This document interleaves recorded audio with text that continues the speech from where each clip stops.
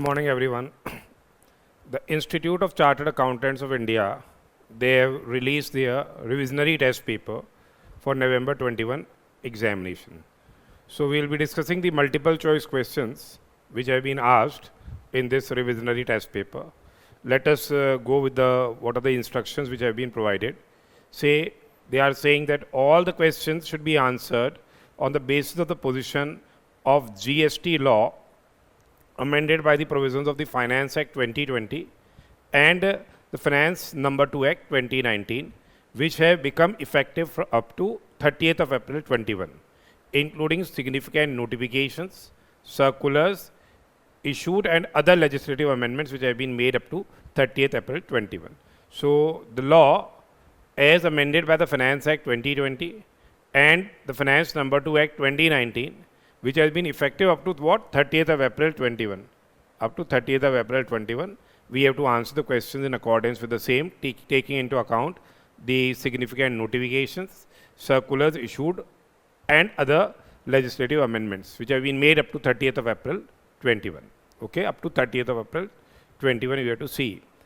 And the custom law as amended by the Finance Act 2020, including significant notifications, circulars issued and other legislative amendments made up to 30th of April 21. Okay, this is for the Customs Act also. Besides this, what they have provided is the GST rates for goods and services mentioned in various questions are hypothetical and may not be necessarily be the actual rates. So GST rates, they are hypothetical and they may not be what the actual rates leviable on those goods and services. The rates of custom duty are also hypothetical and may not be necessarily the actual rates. Further, GST compensation cess should be ignored in all the questions.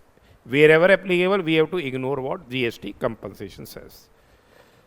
Now, let us start with this multiple choice questions are there. First is a case scenario or case study multiple choice question.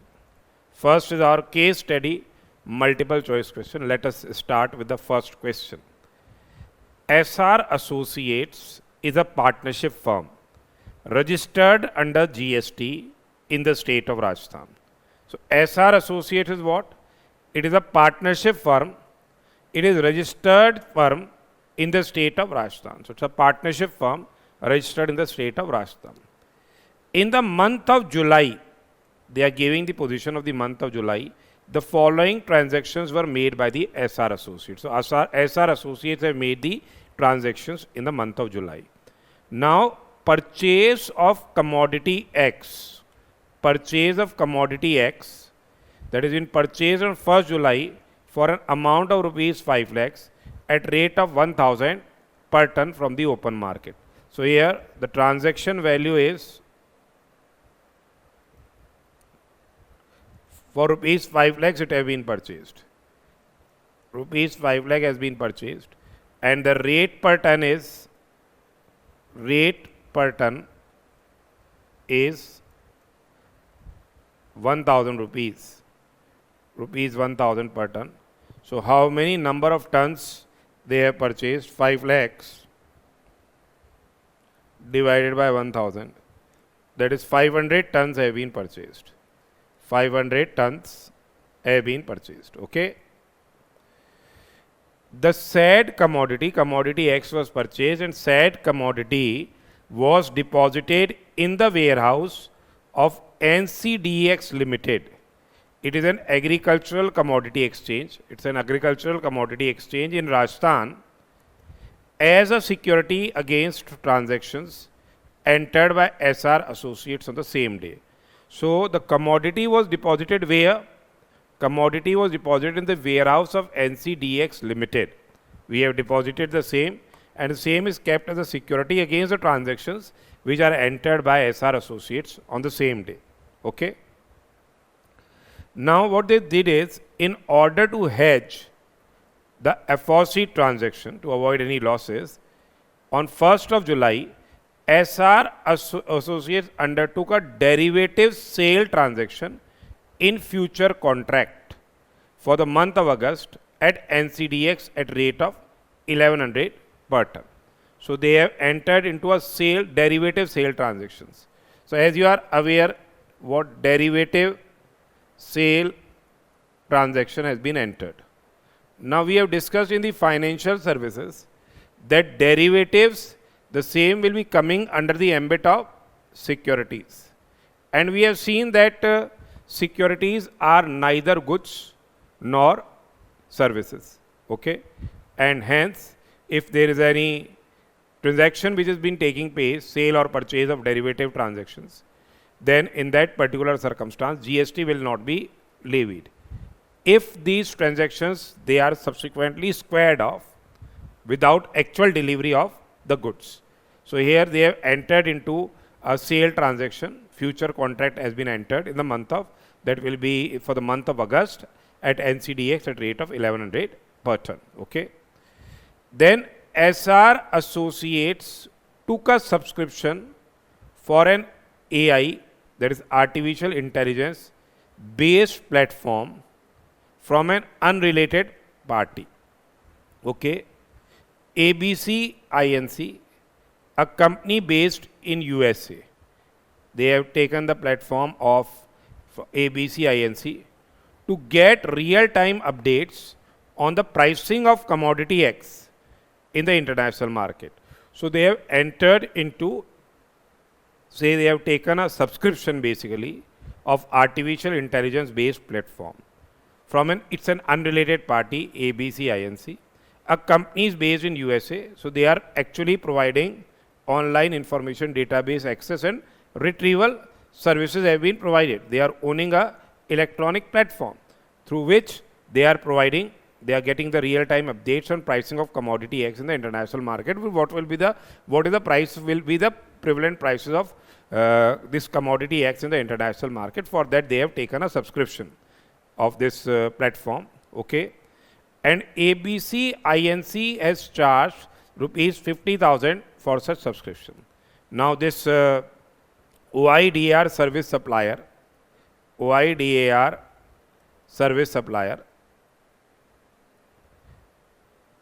is supplying services to registered business entity.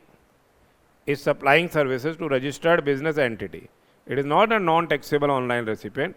Here the same will be what it will be covered under the ambit of import of service. Place of supply will be the location of recipient, that is SR Associates. It is coming under the ambit of import of service. And you know that in this particular circumstance, IGST will be levied on the subscription fees under reverse charge mechanism. The same will be covered under RCM. In the sense that SR Associates will be liable to pay GST under reverse charge mechanism. And as you are aware that this GST will be paid through electronic cash ledger. Now, the invoice was issued to SR Associates on 1st of July. They issued an invoice, but the payment was made to ABC on 20th of August.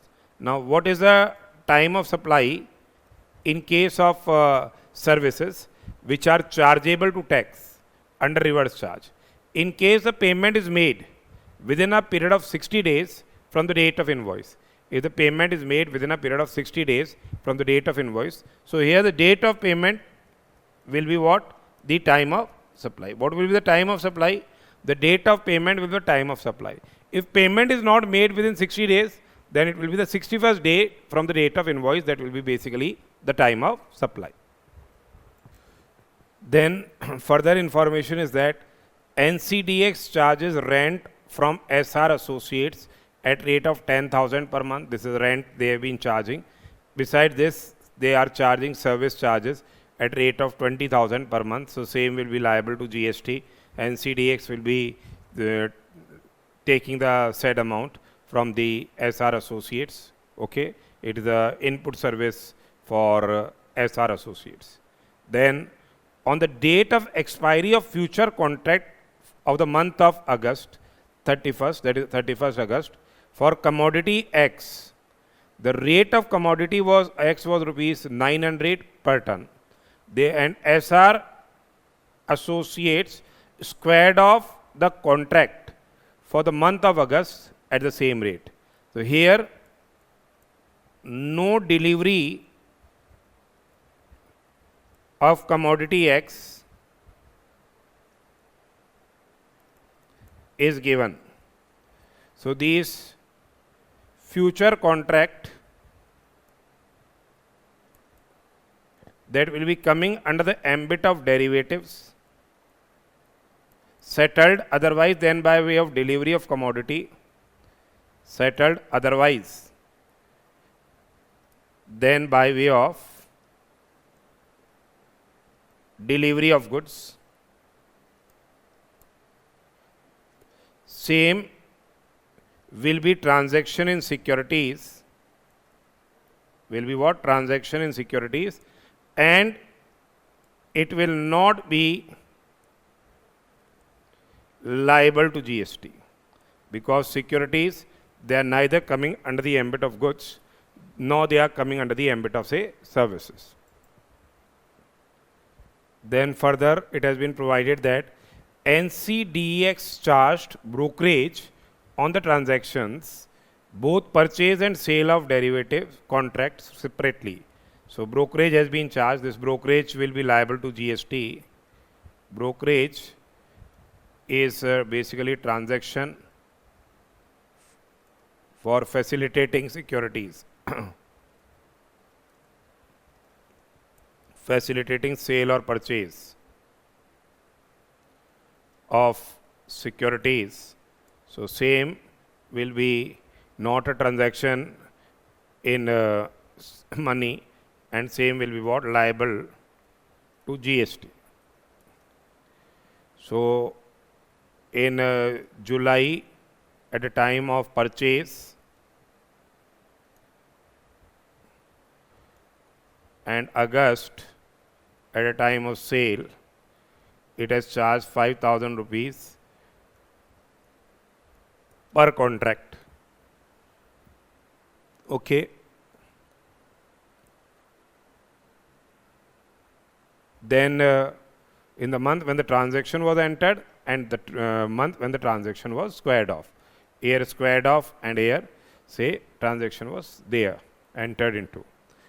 On purchase of commodity X, additional levy in form of mandi tax was applicable at rate of rupees 10 per ton. So they have paid mandi tax, which is not included in the rate per ton under point number 1 above. So here this mandi tax rupees 10 per ton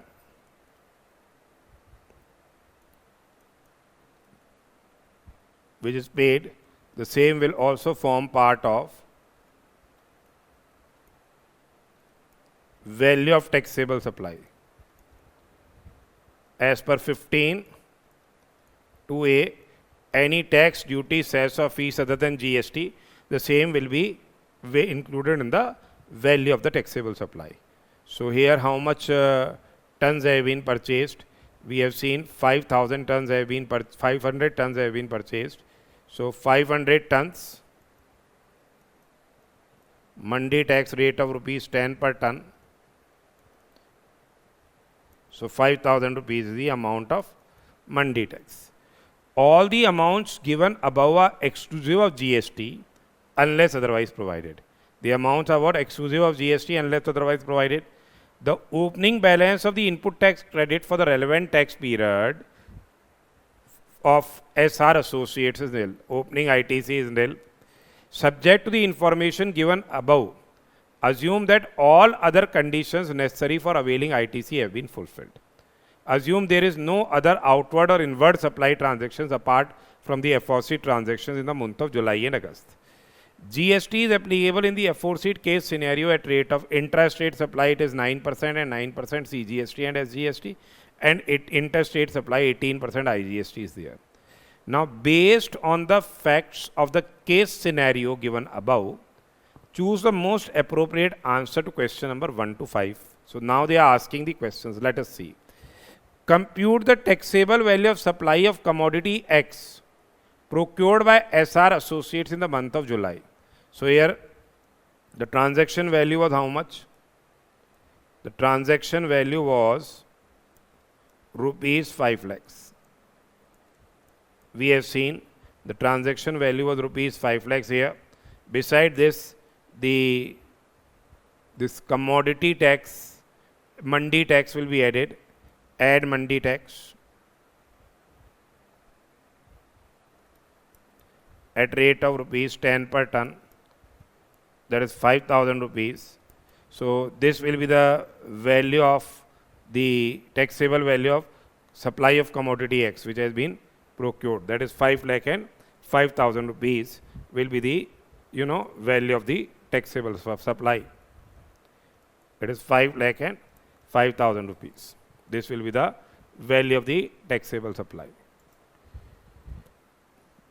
Now the second question is, compute the value of the outward supply made by SR Associates in the month of August. Now let us see in the month of August, actually they have this future contract transaction that has been entered into by them, the same has been squared off. And as we have discussed, this will not be regarded, this is basically a transaction in security, because commodity, as this is no commodity actually has been sold in this particular case. The transaction has been through squaring of the settlement has been made. So in this particular circumstance, there will be as such no supply, and hence the value of the taxable supply in the month of August will be what? Nil. The value of the taxable supply in the month of August will be nil in this particular case. It will not be covered under the ambit of supply. So therefore, value of the taxable supply will be nil in this case. Okay. Then next is, what is the time of supply for subscription of AI based platform by SR Associates? So here this is covered under reverse charge mechanism. It is basically import of service, and payment has been made within 60 days from date of invoice. So here date of payment will be the time of supply. The time of supply will be the date of payment. In case if any services which are chargeable to tax under reverse charge mechanism, as we have discussed the same under section 13.3, you can refer the same under section 13.3. Time of supply will be the date of payment, and when the payment has been made, payment was made on 20th of August. So date of payment 20th August will be the time of supply in this particular case. 20th August will be the time of supply. Now compute the net GST payable in cash by SR Associates for the month of August. Now here in month of August, this 20th August becomes the time of supply. So import of service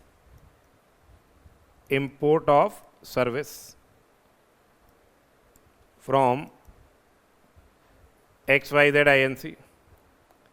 It is what? XY ABC INC. OIDR services have been imported. Now here the value of taxable supply is how much? How much amount they have charged?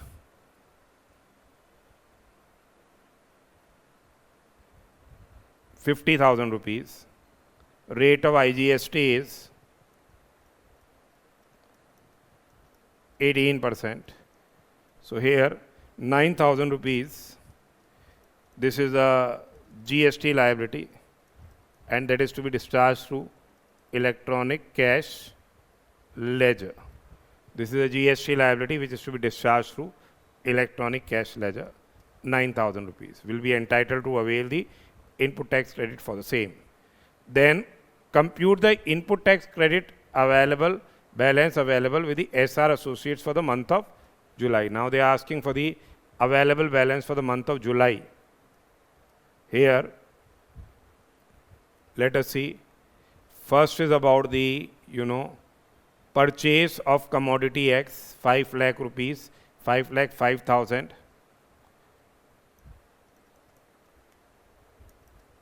5 lakh 5,000 into 99% CGST and SGST is there, let us do it this way. 18% GST will be there. So 5,05,000 into 18% is 90,900. Beside this, for the month of July, they have paid rent also 10,000 and service charges 30,000 has been paid. So 30,000 into 9% CGST and 9% SGST, that is 5,400. Now, beside this, they have paid brokerage charges are there, 5,000 per contract. So 5,000 into 18%, 900 rupees. Here, so this much amount of GST has been paid by them. One can argue that when a transaction here, the ITC will be what? 97,200 rupees will be the amount of the input tax credit. So this was a first question. Basically, the basics relating to the financial transactions has been discussed by us in the supply chapter also, as well as we have discussed the same in the exemption chapter also, when we were discussing the exemption relating to the financial services. And the valuation issues were there in this particular question, as well as what the ITC issues, reverse charge mechanism. So this is one comprehensive case scenario which we have discussed here. Okay. So this is the first comprehensive case scenario which we have discussed. Now let us start with the second case scenario. Mr. Ashok, proprietor of Measures Office Link Enterprises, is a proprietor of Measures Office Link Enterprises, is engaged in trading of office stationery items in the stationery store located at Salt Lake City, Kolkata. So Ashok is a proprietor of Measures Office Link Enterprises. They are engaged in trading of office stationery items in the stationery store located at Salt Lake City, Kolkata. The said store is taken on lease from Kolkata Municipal Corporation. So they have been taken on the lease. So renting services have been availed. They have been availed. As you are aware, if a municipal corporation rents, the same to a registered business entity, if it is a registered business entity, then GST is paid. GST is to be paid under reverse charge mechanism. Let us see further information. During the financial year 1920, the turnover of Office Link Enterprises was rupees 14 lakhs. The turnover was rupees 14 lakhs. Mr. Ashok supplies goods within the state of West Bengal only. They are making only intra-state supplies of goods, but purchases stationery items mostly from Delhi and Mumbai. They are purchasing from Delhi and Mumbai. They are making interstate purchases. They are making what? Interstate purchases, but their outward supply is intrastate supply only. He owns a duplex house in New Town, Kolkata. He stays on the ground floor and has let out first floor to an employee of IDIC Bank, Delhi, for residential purposes. Now this is renting of residential property for residential use. The same is what? Exempt. This renting is what? Exempt from tax. The rent for the house has been paid by IDICI Bank to Mr. Ashok. Now he has applied for voluntary registration on 2nd of April. He applied for voluntary registration and the registration was granted to him on 9th of April 2020. He has applied for the voluntary registration and the registration has been granted to him on 9th of April. Now the details of his stock is as under. Here he has got the office stationery items purchased from the registered dealer on 2nd of April and on 8th of April. Now as per 18(1)(b) we have seen that if a person who applies for what? Voluntary registration. He applies for voluntary registration. Then he will be entitled to take ITC. Entitled to take ITC. Of which date? Say day immediately preceding the date of grant of the voluntary registration. Date immediately preceding the date of grant of voluntary registration. So you will be entitled to take the ITC of the GST which has been paid on these office stationery items, and I think these books, periodicals, journals, maps, newspapers, whatever they basically books have been made exempt from GST.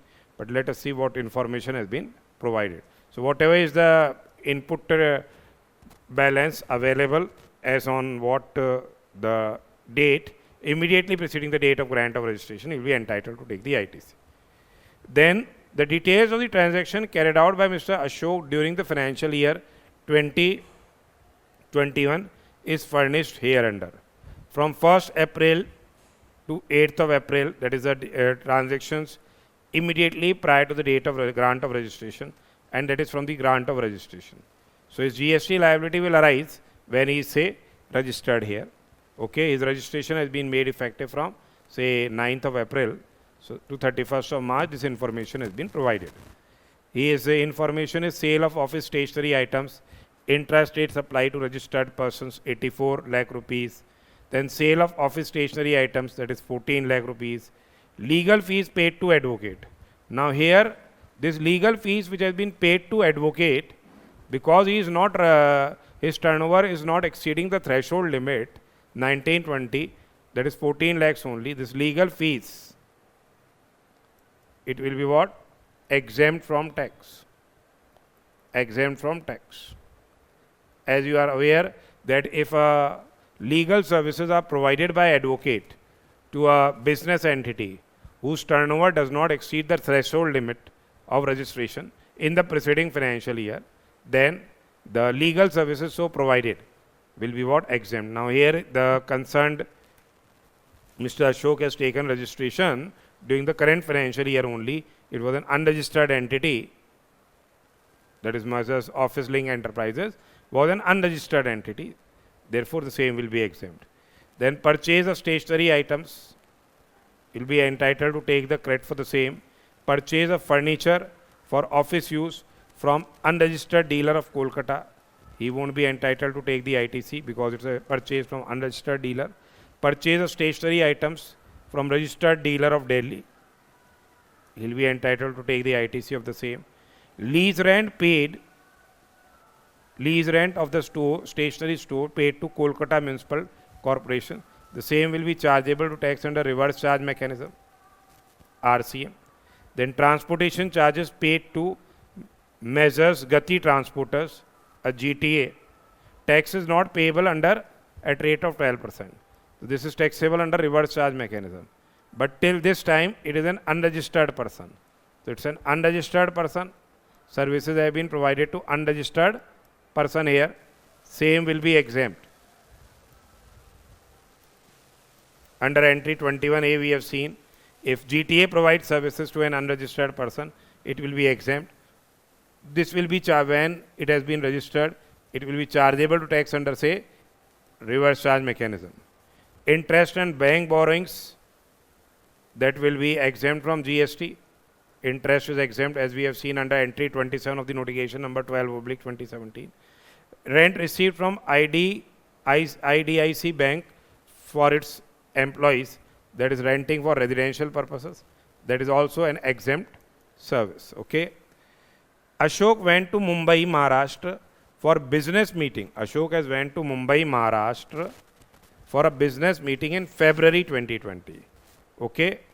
And stayed in Hotel Blue Pines for a week. Hotel has charged 1 lakh taxable value for the stay. 1 lakh has been charged as a taxable value for stay. So here Hotel is located where? In Maharashtra. So hotel would have charged, because it's a renting of immovable property service, hotel would have charged CGST and SGST of what? Maharashtra. SGST Maharashtra would have been charged. Okay.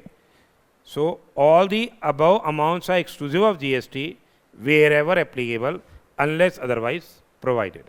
Assume there is no other outward or inward supply transaction apart from the aforesaid transactions. So this is basically, we have seen this is a comprehensive case scenario again, giving the various details. And GST applicable on all inward and outward supply except on services of transportation of goods. They have been provided the following rates. Now here intrastate supply 6%, 6%. Interstate supply 12%, say IGST. These are the GST rates. Now based on the facts of the case scenario given above, choose the most appropriate answer to question number 6 to 10. Now they say that what is the value of the outward supply which shall be subject to GST in financial year 2021. Value of the outward supply which is what? Subject to GST in the financial year 2021. They are asking for the same. Now here, the sale of office stationery items, that is 84 lakhs, that will be outward supply. 84 lakhs. When it has been registered, then it will be required to pay GST in respect of those supplies after registration. Then say intrastate supply to unregistered persons, that is 14 lakhs. Then legal fees paid, that is taxable under RCM, but in his case it is exempt. Purchase of stationery items, purchase of furniture for use in own office, purchase of stationery items, they have been providing. Legal fees paid to the stationery store, paid to Kolkata Municipal Corporation, KMC, transportation, that is on RCM, interest paid on borrowings from BB Bank, okay, that is exempt. Accrued interest on fixed deposits are exempt supply, and rent is also an exempt supply. So these both supplies are what? Exempt supplies here, which he has provided. Okay. So his outward supply works out to be only 98 lakhs. It is 98 lakhs. Outward taxable supply is, in this case, 98 lakhs is his outward taxable supply.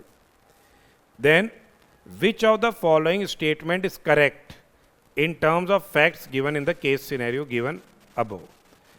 First is, Mr. Ashok cannot pay tax in financial year 21-22 under composition scheme under section 10(1) or 10(2) of the CGST Act. They are asking which of the following statement is correct.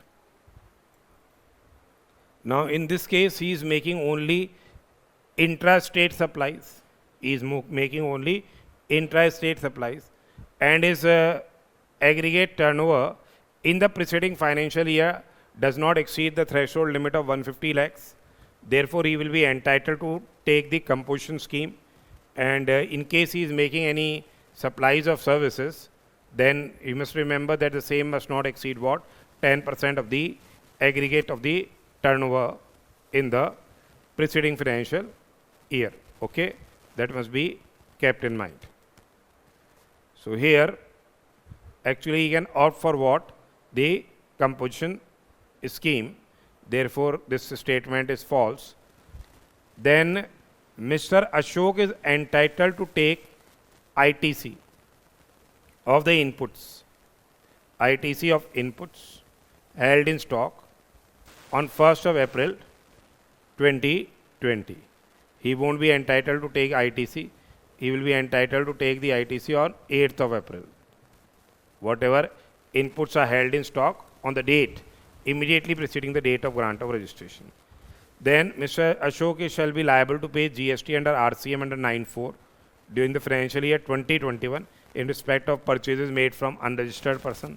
This is false because only notified registered persons when making purchases in respect of notified goods and services, that is builders, they are covered there. They are purchasing, the inputs, capital goods from unregistered persons, and in that case, if their purchase is more than 20%, then they are required to pay GST under reverse charge. So that is not covered here. Then Mr. Ashok is entitled to take ITC of the inputs held in stock on 8th of April 2020. So this statement is correct. They are asking which of the following statement is correct. So only D statement is correct. Then the value of supply on which Mr. Ashok is liable to pay GST under RCM in financial year 2021. We have seen that under RCM, that is on this, this is exempt from tax, legal services, 1.20 lakhs and 1.50 lakhs. Okay, 1.20 and 1.50. It is 1,20,000. That is in respect of lease rent paid, renting services availed from municipal corporation.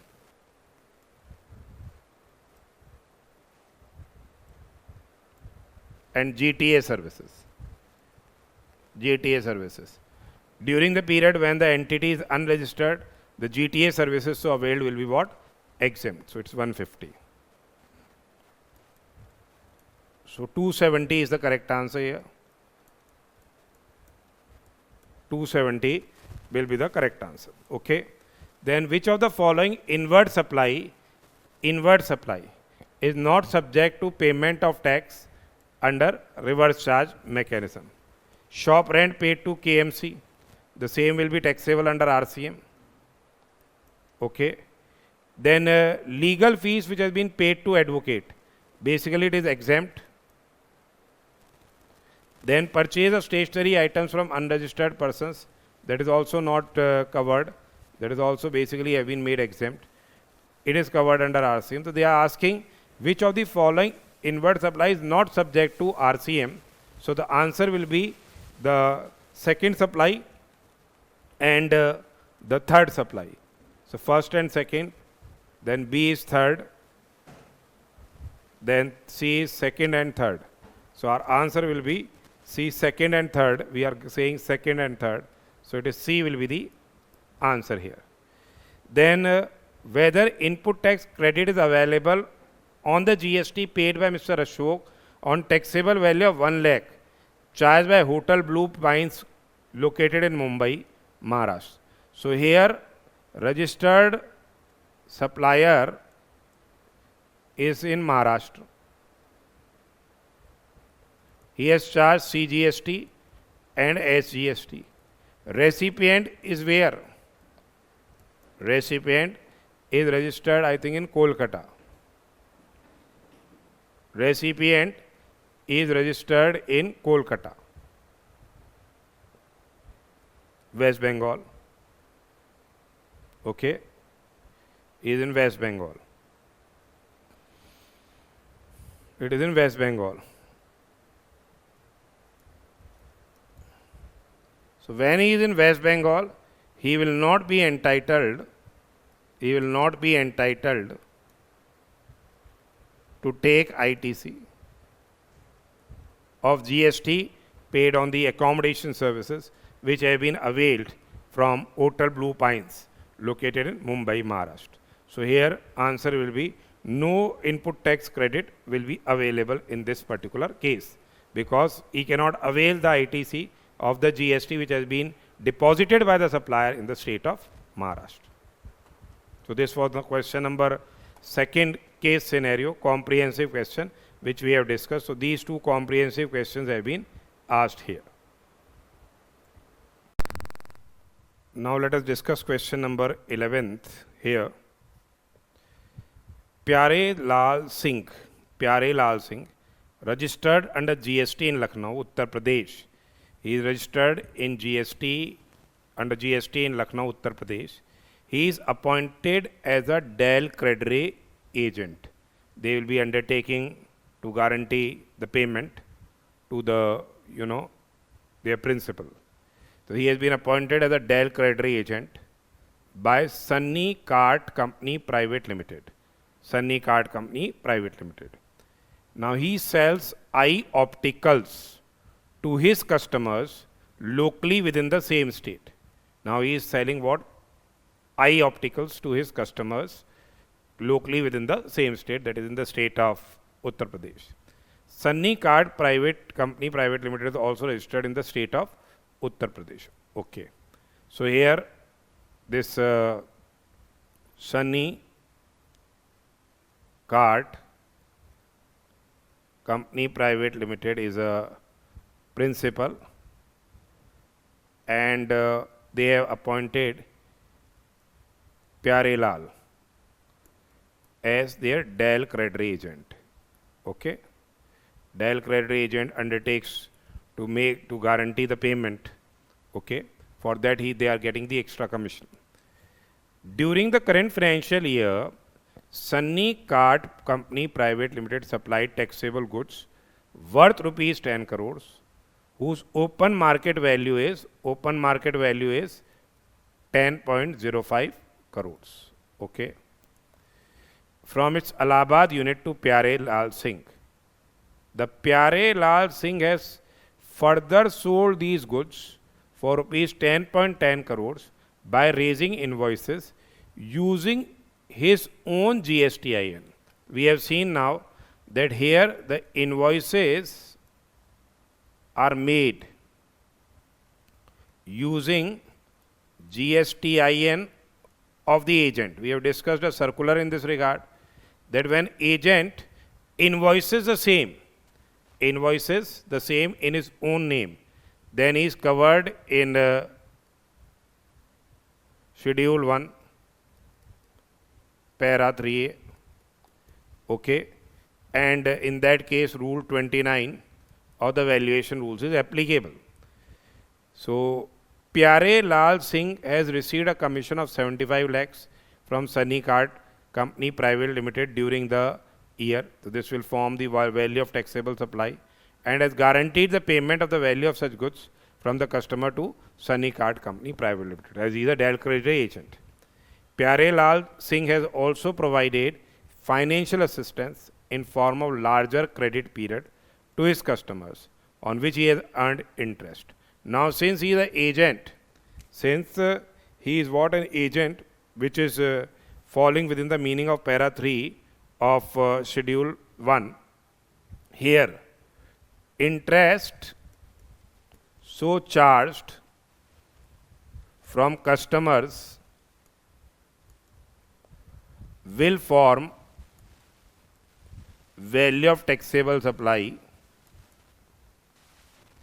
As we have discussed it will form the part of value of taxable supply which DCA is making, that is Dell creditory agent is making to its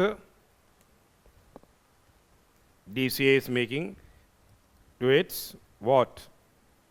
Recipients, its buyers. So this is a circular which has been issued here, since he is an agent falling within meaning of Para 3. So he is making an independent supply on his own name. Whatever interest is charged by him from his customers, the same will form the part of the value of taxable supply which the agent is providing to its customers. Okay. Now compute the value of supply of Sunny Card Company Private Limited and Pyare Lal Singh for the current financial year, assuming both of them wish to opt minimum value of supply to the extent possible. Now here, as per Rule 29, what will be the value of supply? It's the open market value. Open market value is what? 10.05 crores. Or at the option of the supplier, he can take 90% of the price which has been charged. What price has been charged by agent? 90% of the price which has been charged by agent to its recipients. It's 10.10 crores. So it is 90% of 10.10 crores. That is 9.09 crores. For Sunny Card, it will be 9.09 crores. Okay. And for the agent, it will be 10.10 crores plus whatever interest is charged, that will also form the part of the value of supply, that is 10.15. 0.15 crores. Besides this, the independent supply this commission which he is receiving 0.75 crores. So the total value of supply in his case will be what? 10.10 plus 15, okay, and 0.75. This will be this value of taxable supply in this particular case. So it works out to be what? 10.25 plus 0.75, 11 crores. So this is the value of supply of Dell credit reagent. So Sunny card will be 9.09 crores and Pyare Lal Singh will be what? 11 crores. So answer will be A in this case. The next question is question number 12. Which of the following statement is false? Which of the following statement is false? No duty drawback shall be allowed under customs in respect of goods, the market price of which is less than the amount of drawback. We have seen the same. Under section 76 it has been provided prohibition and regulation in respect of drawback. So this statement is true. This statement is true. Then duty drawback shall not be allowed under customs where the amount of drawback is rupees 100 or less. This statement is say false. This statement is false because in section 76 it must be less than rupees 50. Then only you will not be entitled to avail the drawback. Duty drawback amount is less than 50. Then where claim for duty drawback is not paid to the claimant within 1 month from the date of filing the claim, interest will be payable at rate of 6% per annum to the claimant. That has been provided in section 75A. This is true. Then interest is payable to claimant of duty drawback erroneous refund. Interest is payable by claimant of duty drawback of erroneous refund at rate of 15% per annum. This is also true. So which statement is false? Statement number B. This is what? False. Then next question is, Sapphire Enterprises imported some goods through vessel from USA in the month of April. The value of goods imported is 6,50,000 rupees. The date of entry inwards is 21st April. Basic custom duty rate as on that date was 10%. Sapphire filed bill of entry for home consumption on 20th April. So its bill of entry has been filed on 25th of April. So as per the provisions of section 15, rate of duty will be applicable? Bill of entry or entry inwards, whichever is later. Bill of entry or entry inwards, which are later. So here the rate of duty prevalent on 25th of April will be applicable. Here the basic custom duty rate is 20%. 20% will be applicable. IGST is 12%. Okay. And SWS is 10%. They say ignore GST compensation cess. Now further they ask, however, before inspection and clearance for home consumption, Sapphire Enterprises found that the goods have been damaged owing to negligence on the part of the proper officer of customs. These goods have been damaged. And that is on the negligence on the part of proper officer of customs, not on part of the importer. The proper officer accepted the due, that due to damage, the value of the goods have come down to rupees 4 lakhs. So we will get abatement under section 22. We get the abatement of duty on damaged or deteriorated goods. And whatever the value of the goods after damage, that will be taken as the assessable value. They are asking us to determine the total custom duty. So here assessable value will be 4 lakh rupees. Basic custom duty applicable will be at rate of 20%. That is 80,000 rupees. Social welfare surcharge at rate of 10%. That is 8,000 rupees. So on 488, IGST will be levied. 488 IGST is levied. So it's a 488 into 12%, 58560. On 488, IGST will be levied 58560. So they are asking the total duty payable will be plus 88,000, that is basic custom duty, plus this, plus 88,000. So 146,560 will be the answer. Answer will be 146,560 in this particular case. So these were the multiple choice questions which have been asked in revisionary test paper of November 21 examination. They are very, very important. Some good questions are there, first and second question, good questions. So you attempt these questions. First of all, try to attempt these questions by your own. And then in case if you find any sort of difficulty, then you can go through this video lectures. Now these video lectures, they are available free of cost on our this mobile app. We have provided all these video lectures free of cost, which our RTP discussion is there. They have been provided free of cost on our mobile app, bangarsedu.com. So you can download the app from the Google Play Store and go through these video lectures in case if you are finding any difficulty in attempting the revisionary test papers. Okay.